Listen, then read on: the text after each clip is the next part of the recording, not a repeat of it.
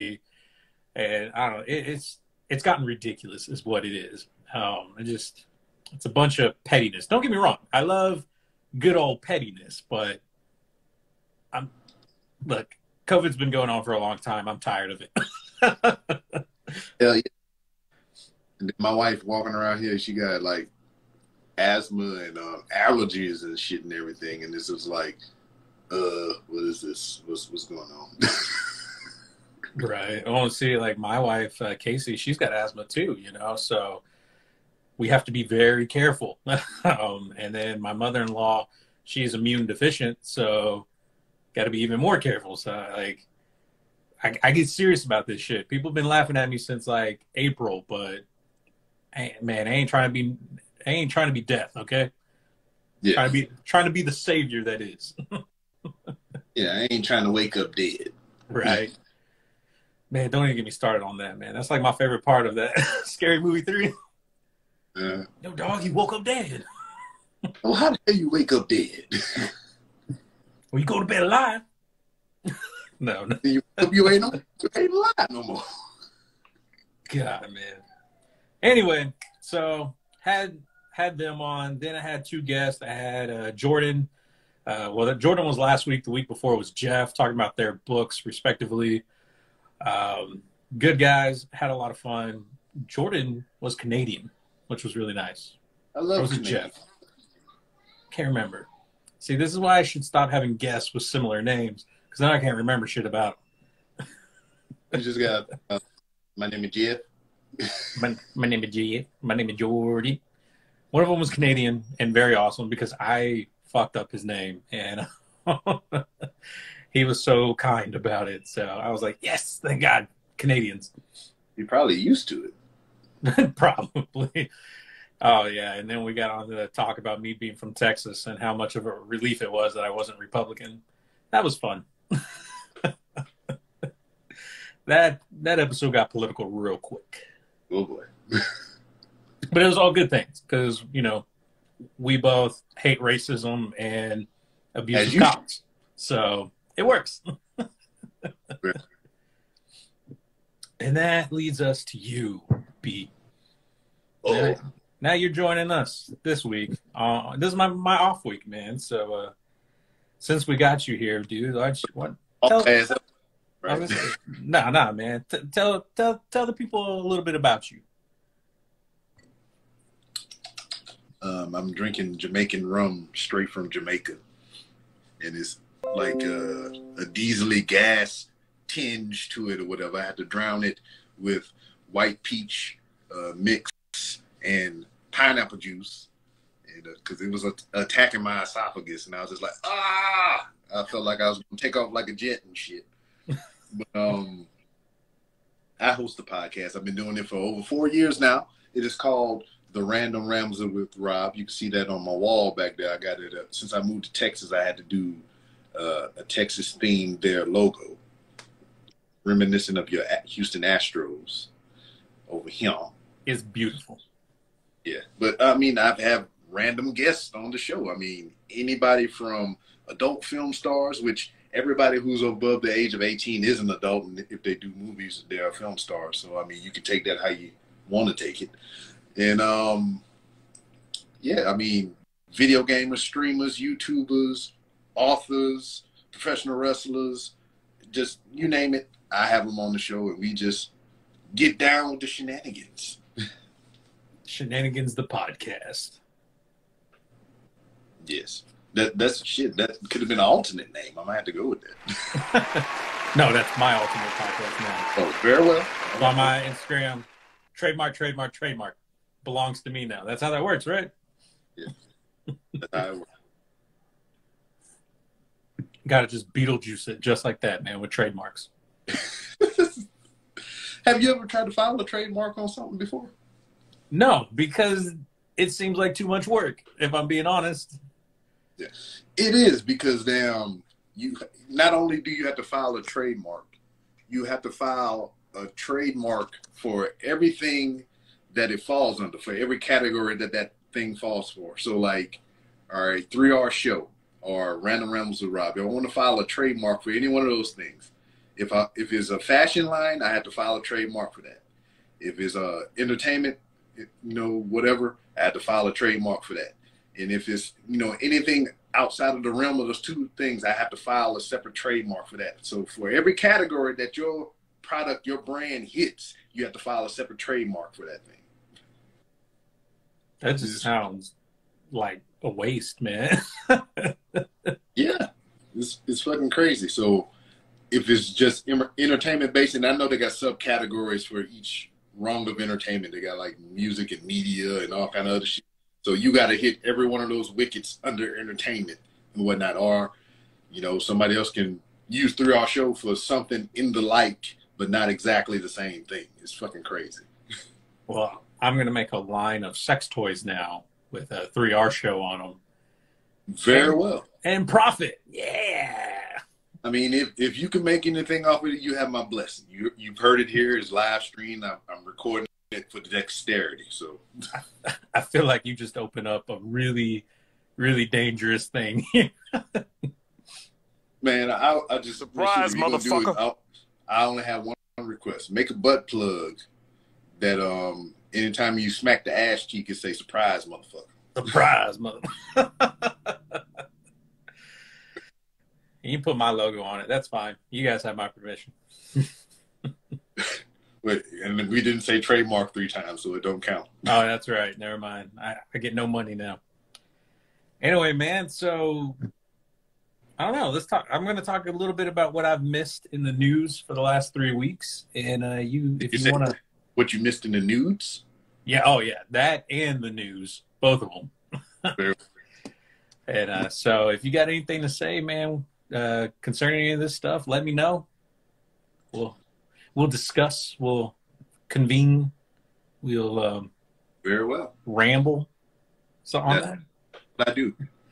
All right, guys. So up first in the nifty nerd news, this was back in June. Robert Kirkman announced that his Invincible animated series was 1, getting a release date, and 2, having visuals very soon.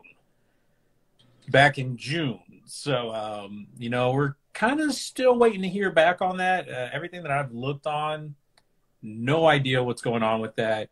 The only thing that I do know is J.K. Simmons, Sandra Oh, and Mark Hamill are all tied to voice characters for the show. And if you haven't heard of Invincible, it's one of his most famous comic books where a child named Mark, well, I say child, he's a teenager in high school. He's the son of a superhero. Mm-hmm. As the story progresses, you find out, his dad's actually an alien. He's actually not a superhero. He's here to take over Earth. And, he expects me to help him. That's not going to fly. But things get pretty intense and crazy. I mean, it's over, I think it's 150 issues, if I'm not mistaken. And it's just balls to the wall crazy. It's not your dad's version of Superman. It's bloody, it's gory, and it's definitely a mature rated book, and it's getting an animated series, which I think is kind of cool. Word.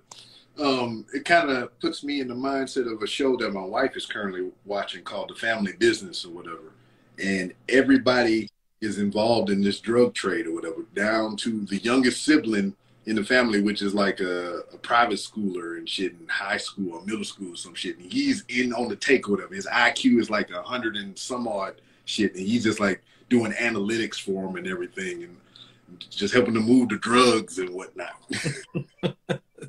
It's fucking like, crazy. Baby Breaking Bad? Yeah. Breaking Bad kids. Breaking Pampers. There you go. Did they do that? Like Tiny Toons, Looney Tunes as babies? We could do that with Breaking Bad. Dude, that's what I thought. But, Tiny Toons is its own separate entity or whatever. Because, I mean, they got younger characters in there, but it's not exactly the same. They got, Babs and what's the boy's funny name? I forget. Oh, you talking about Bugs? Yeah, I don't think that's Young Bugs Bunny, is it? It's supposed to be. It's supposed to be them as young versions of themselves, I think.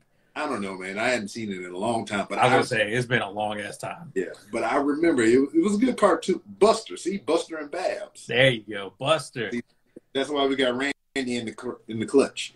But Our info guy. what I love about yeah, they were getting trained. They were the underlings of all the other guys because they was at like a university type deal and whatnot. Damn, you Because just blew my Bugs and mind, man. yeah, the Taz and the Bugs Bunny and all them, they were like they're professors and all that shit. But what I loved about that series, it spawned a video game. I forget for what console. It was Tiny Toon Adventures, and It they was had a all Super Nintendo because I had it. it had all kind of mini games and shit. You can bowl and do all kind of other crazy shit like that. I love that shit so much. Dude, I suck so bad at that game, but I loved playing it over and over again, man. Hell yeah.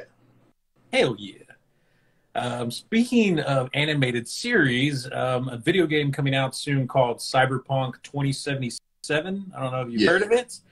Of course. It sounds badass. It has Keanu Reeves, so I'm sold. Well, they're getting an anime. Who fucking knew, right? Coming out 2022, which is probably around when the Invincible footage will come out, based on how things are going. And they're getting a 10-episode series. It's going to be done by Studio Trigger, who's famous for doing shows like Kill la Kill, Darling in the Franxx, and also this new show I've been watching on Netflix called B&A. I don't know, it's like our NBA. I can't remember what it's like. It's like Beastmen. It's people who are part animal, part human. It's crazy, but that's what Studio Trigger is known for. It's Animorph. Kind of. It's more like Zootopia, but for adults. Okay. So you're saying a whole bunch of people in animal suits, they're furries and shit.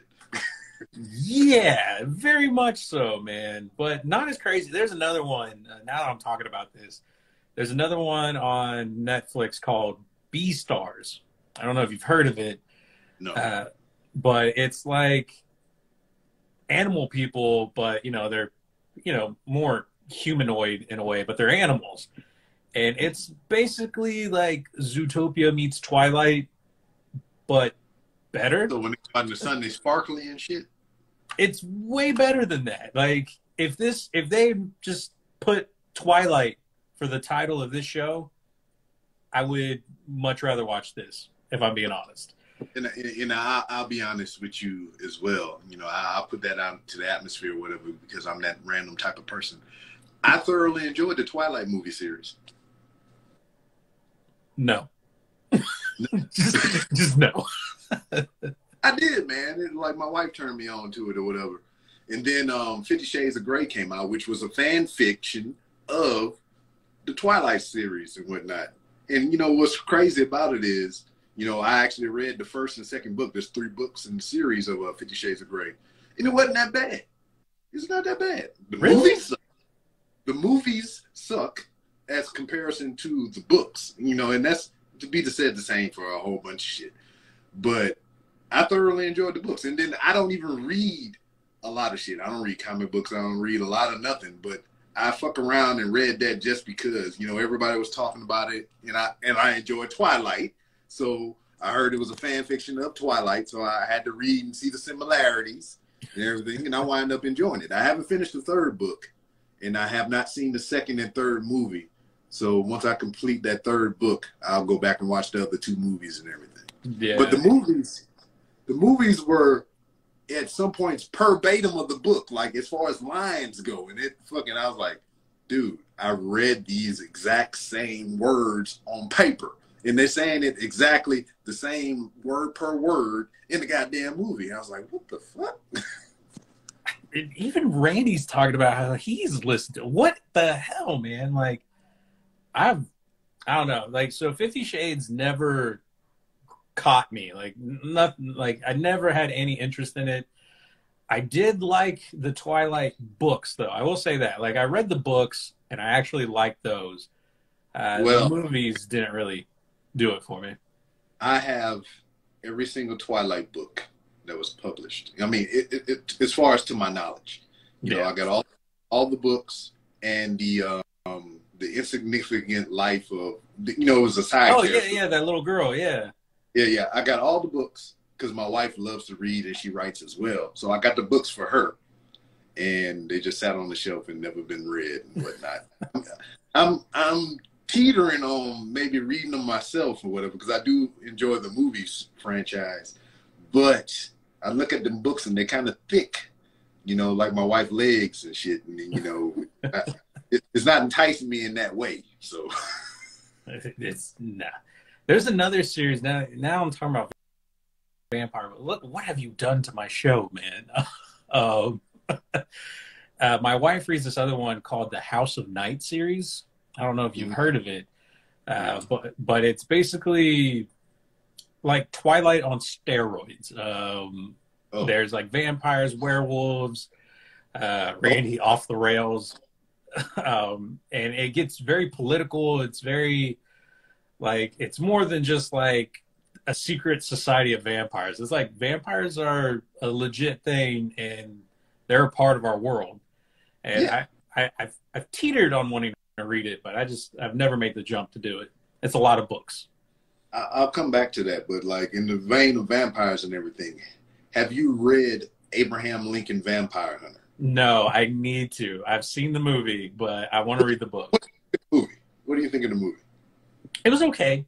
It was fun, like mindless fun. But I was just like, yeah, I agree with that. But the book, when you read the book, it's like,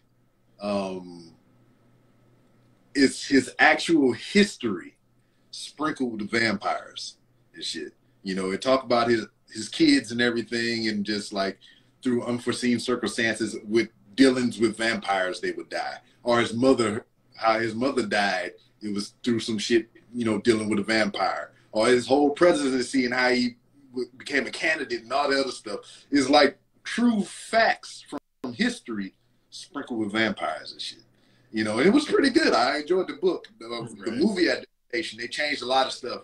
Is homeboy Mackie or whatever, Falcon, or whatever. He wasn't a black guy in the book. That's crazy. And then there was a whole bunch of other things and everything that they changed, which they normally do for book adaptations to movies or whatever. But as far as visually and graphically, I thought the movie was pretty good. Yeah. But reading the whole book, page to page, end to end or whatever, it's just like they left out a lot of things and they changed a lot of things. Right. And, you know, I still enjoyed it, but I like the book a lot. Totally. You know, that reminds me, like, I remember one of the movies to books that I remember watching the movie first and then reading the book where they did that. They changed the character. And I thought it was just outrageous was when I watched The Hitchhiker's Guide to the Galaxy. Okay. And Arthur's friend, Ford Prefect, played by Mos Def in the movie. Yeah. It's phenomenal. I love him. And then in the book, he's like this ginger white dude. And I was like, what? Like, why? Now, I've never read the book, but I've heard so much about the book. And then to see that movie, you know, without even reading the book, I thought it was a pretty decent movie because it's random as fuck, you know? Oh, hell yeah, dude. And the books are just... To me, the books are way funnier because there's way more jokes in them. But, I mean, it's random like that through the whole thing, dude. Just silly shit happens through the whole story. And it's so much fun. I still don't think the movie does it justice, but it's a good movie. I still watch it from, like, at least 3 to 4 times a year. Now, back to what you was talking about, the Twilight series on steroids or whatever. Give me a little more on that. Do what? That movie that you was talking about, or series that you was talking about, the House of Night stuff. Huh?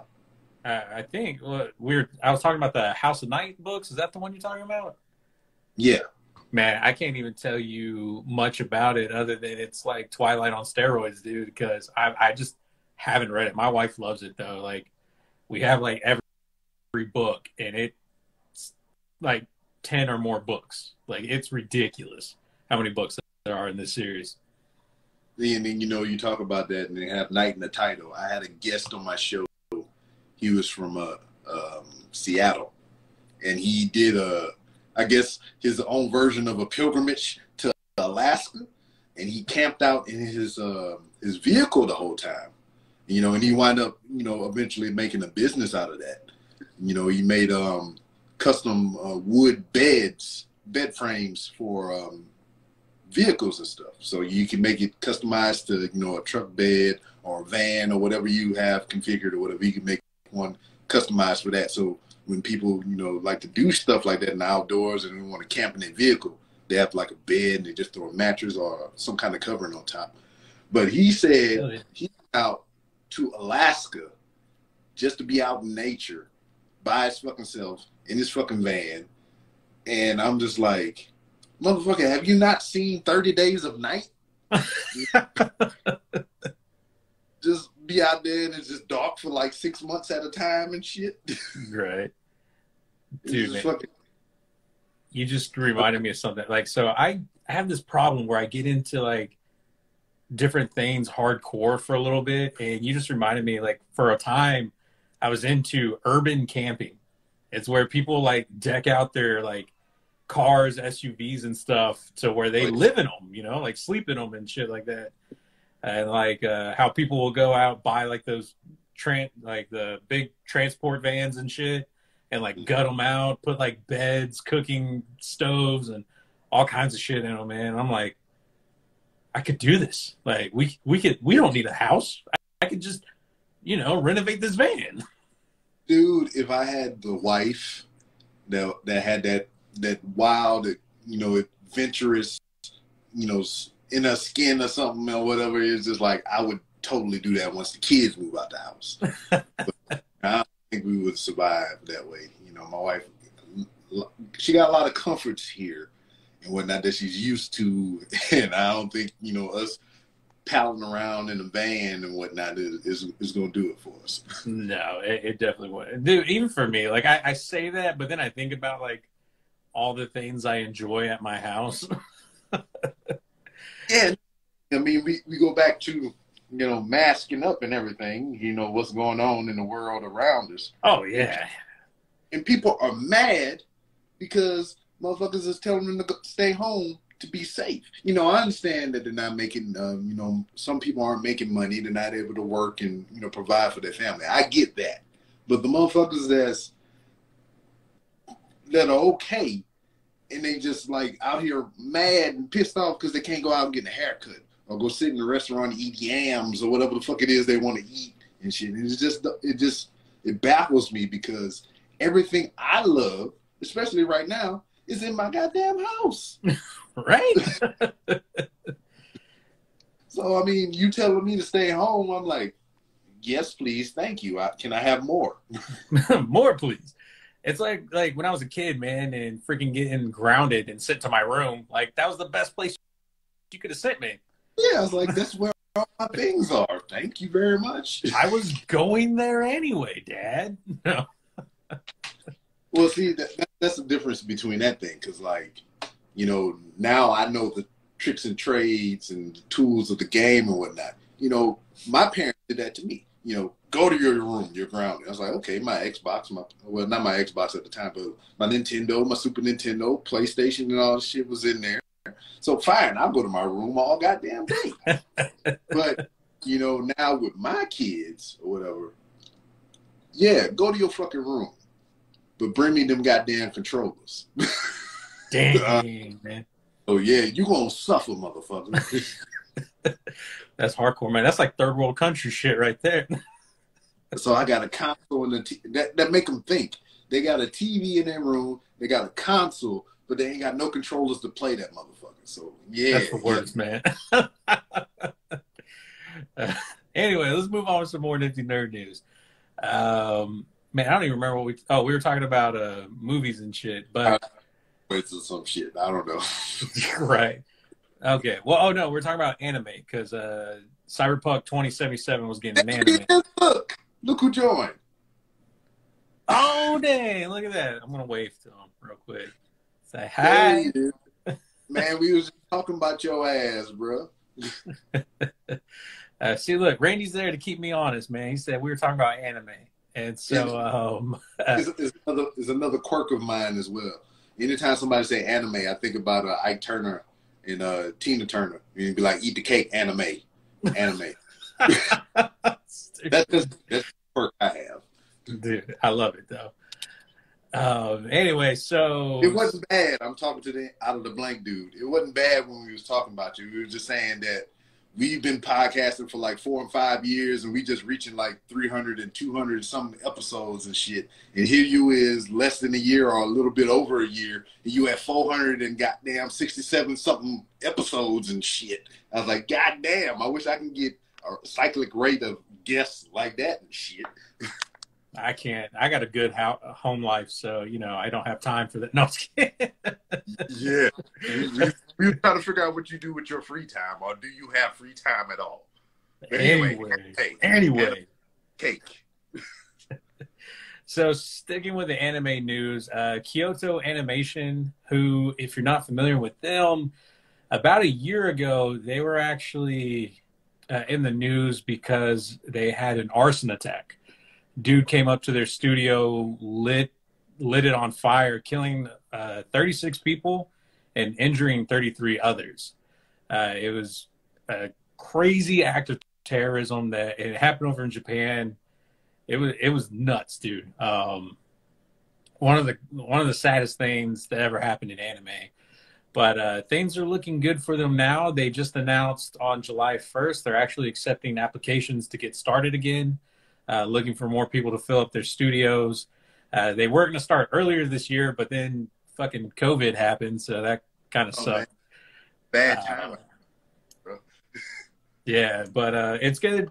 To me, it was something I wanted to bring up. It was a story I talked about when it happened, the arson attack. It was devastating, dude. They were working on some of my favorite anime. In fact, other anime at the time changed like how they presented their show because to pay respect to Kyoto Animation. It was just crazy. Like it's horrible to think that someone would do something like that, just set fire to a building to try to kill people. That's crazy shit. Yeah. And then it's not so much killing people or whatever. It's just the media and artwork associated with that company is just literally up in smoke. Yeah, dude. And like it makes no sense. Like why anime? Like why are you so mad at anime? Like it's not some crazy political piece. It's not like South Park. It's not like Rick and Morty where they're taking like making fun of political agendas and stuff like that. It's just anime. Like I don't know, man. It was just crazy to me seeing that shit. This is fucking weird world we live in general. So yeah. So anyway, let's try to bring some positivity back. Spider-Verse, the video game, not just now, it happened a while ago, and our Spider-Man video game announced the second version is going to have Miles Morales in it. Oh man, feature him as a character.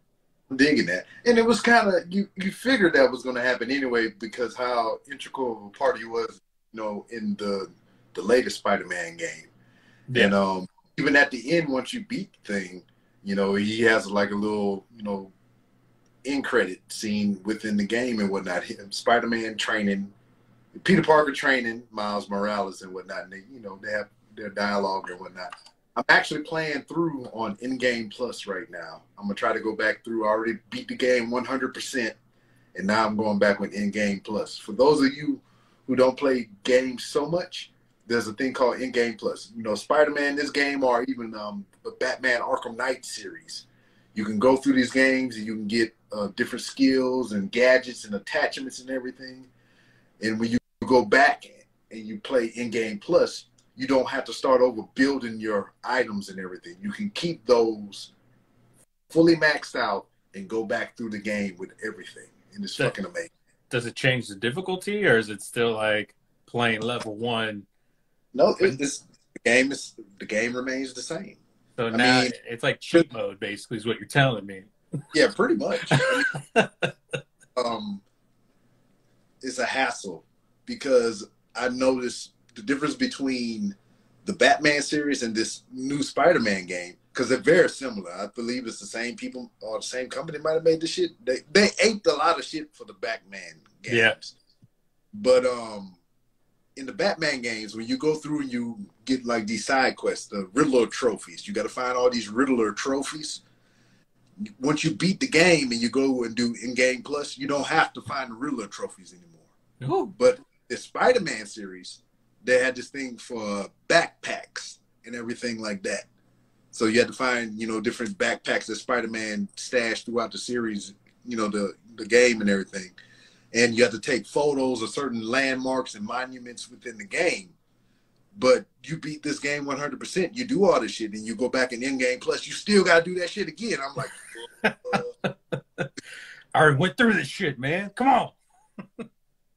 And speaking of anime, I know that's the topic that we are on and whatnot. Have you seen a series on Netflix called Baki?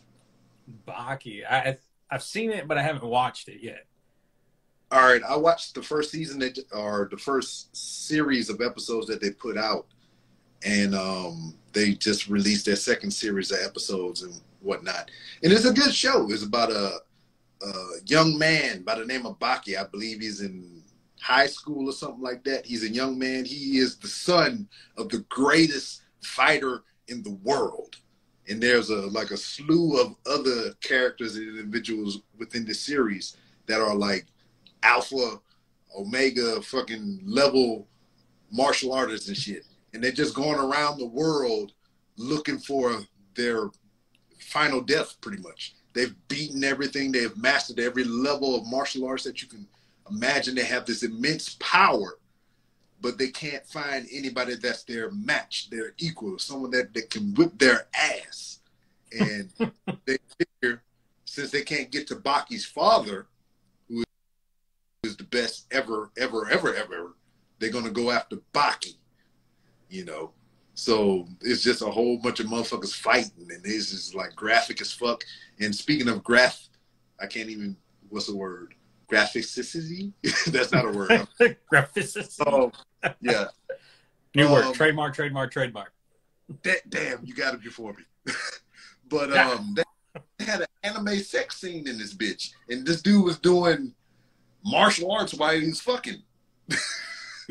He was summoning his chakra and all kind of shit and just giving her back shots and gut shots and shit while they fucking. It was just fucking crazy. I mean, it honestly sounds like every anime that I've watched. So, Food Wars. Well, I don't watch many, so it was a shock to me. Oh, man. Watch what I just mentioned, Food Wars, and you're going to need new pants. Trust me. Oh, you're looking it up right now. It's actually, some crazy shit, dude. It's funny, though. It's either going to make you really hungry or really thirsty, if you know what I mean. Or if they wanted to make it a little more edgy, they could put food whores. That's probably the hentai version, now that I think about it. Like, yeah. It probably exists. Then you throw tentacles on top of that. Oh, no more. Please. Oh, dude. Local Houston podcast, Rebel Radio and whatnot. I was on their show. We did a movie review for Saving Private Ryan. And we got on the topic of hentai, discussing that type of movie. And I was telling them about one that I seen a long time ago. And it had Sailor Moon characters in it. It had Dragon Ball Z characters in it. It had Gundams fucking each other. God. I think Tuxedo Mask was watching everything on CCTV, masturbating and shit. Goddamn Goku and Krillin gangbang, Sailor Moon in the elevator, and a Dragon Ball jumped up over and she grew a penis and fucked another Sailor Moon character. It was fucking crazy. Sounds about right. But I have a link to it if you want to see it. Let's put it in my DMs. Yeah. So there's no good way to segue into my next news story. Just do it. Yeah. So, hey, remember the Magic School Bus? Yes, the live-action movie, right? Yeah. So Elizabeth Banks is going to be Miss Frizzle on it, which I kind of like that. I'm so in for this. I don't know, man. I don't remember so much of the Magic School Bus outside of that GIF video or whatever, where it's like, what is that? And you're like, that's a butthole. Stupid, man. Like, I grew up on the Magic School Bus. Like, that was my jam.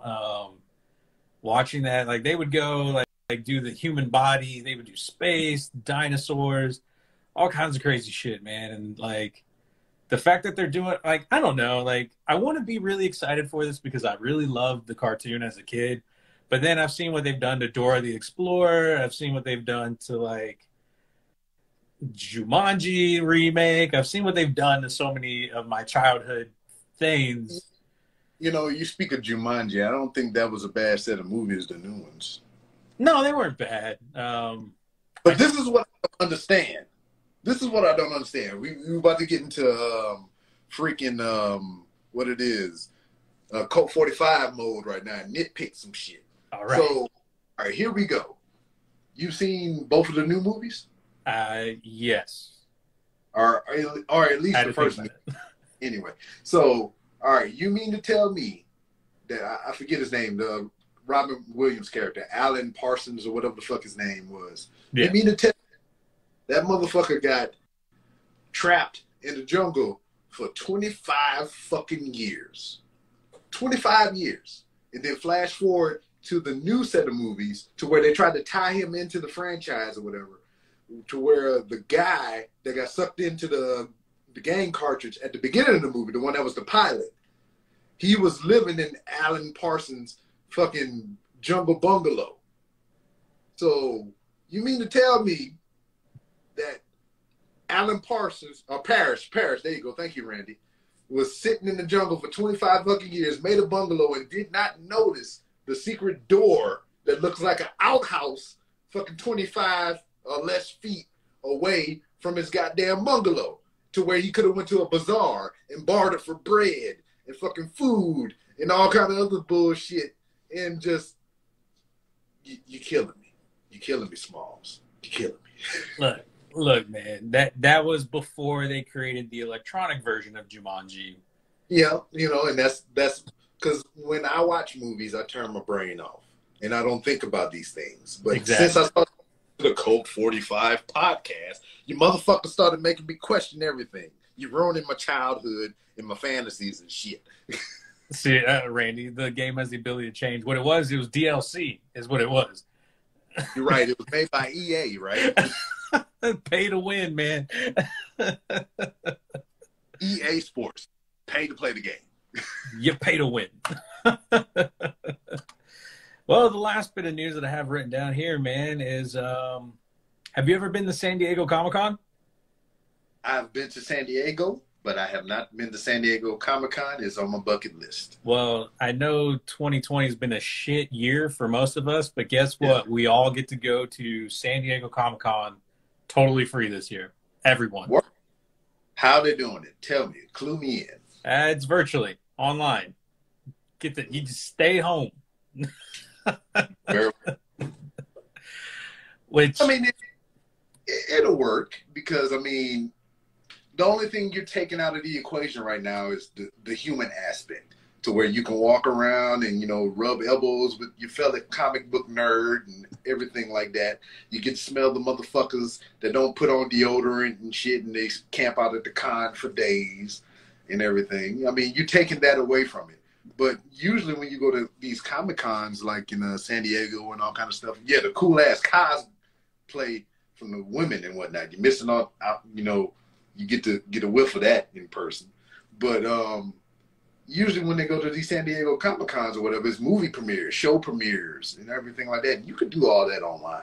Yeah. You know? Well, I think, honestly, when I think about it, I would argue, you know, Marvel, all these big studios are switching to their own events anyway, you know? I mean... Yeah, and that's, you know, that's not even just for that genre of things anyway. It's just everything in general, because you cutting out the middleman when you can do shit for yourself. So that's why we got 30,000 goddamn streaming services. We got HBO Max, we got damn Hulu, Netflix, which is the OG. We got goddamn Stars, HBO, freaking, I got a cable service called Fabo or Fubu, not the motherfucker from 34L, fucking You Fabo. mean like the shoes I used to wear, FUBU? Yeah, you for us, fuck you and shit. But that was the thing. You cut cable because cable is too fucking high. Now you got all these streaming services, which you get them all, and they equal more than your fucking cable was. What the fuck? Dude, have you seen the price for YouTube TV?